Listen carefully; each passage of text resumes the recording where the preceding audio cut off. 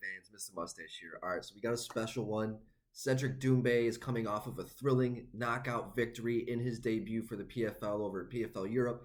9 seconds where he just absolutely decimated the guy with just a devastating right hand. And if you're in the know, he's been in the headlines a lot recently with the UFC not signing him because he is just a former kickboxing phenom champion.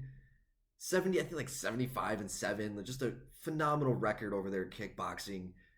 I think 4 or 5 of those losses that he has over in kickboxing were via split decision. And man, I sat down and watched some of his highlights. I think he's got like 45 knockouts.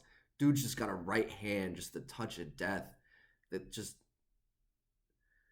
He is a difference maker. And to see him retire from kickboxing back in 2021, he's now developed a 5-0 record in mixed martial arts and had a little bit of back and forth within the UFC over signing with them.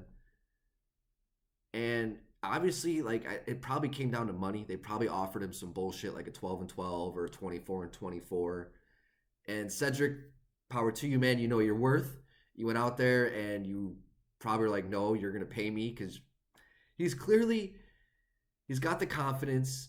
He has the resume behind him to get paid a little more. But you have guys like Blood Diamond who kind of fucked it up for him, where they've gone out there and underperformed. So the UFC, they're not really too concerned about when it comes to paying these guys coming up, because they really don't know how they're going to do. So I respect Cedric in the sense of saying, hey, you know what, fuck you guys, or respectfully fuck you guys. Who knows how it ended negative or positively. He went over to the PFL, probably signed a pretty good deal with them, and really has an opportunity to go out there and build his record, build his name more, and go out there, win $1 million, fight some pretty good guys, Sadi Busi, Ray Cooper. Who knows if OAM is going to move up to 170. He can really go out there and dominate in the welterweight division. And this is a very reminiscent to me of like the Brendan Loughnane signing back when the UFC did not sign him over his Contender Series win. And it was a lot of bullshit because I don't know what it is with the hate between Brendan and the UFC, or the UFC and Brendan, but they chose to not sign him. The PFL signed him, and look how that turned out. Yeah, he's coming off of a loss here, but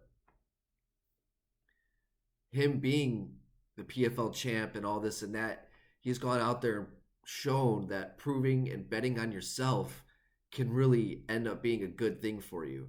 So with Cedric, I think he has a huge opportunity to go out there and get himself a PFL championship and really kind of show the UFC that they made the wrong decision. He's still young, 31 years old as well too, so he can go out there and win 1 or 2 championships with the PFL and really make himself undeniable to the UFC in the future, year or 2 years down the road, and sign a lucrative contract with them then.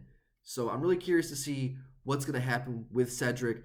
I think he's got the eliminator shot. I mean, to see what he was doing in those kickboxing gloves, I'm so much more curious to see what he can do in the 4-ounce gloves in the PFL.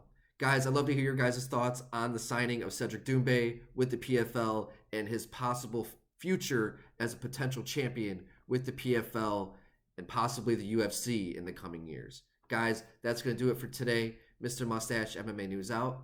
Let's fucking go, fight fans.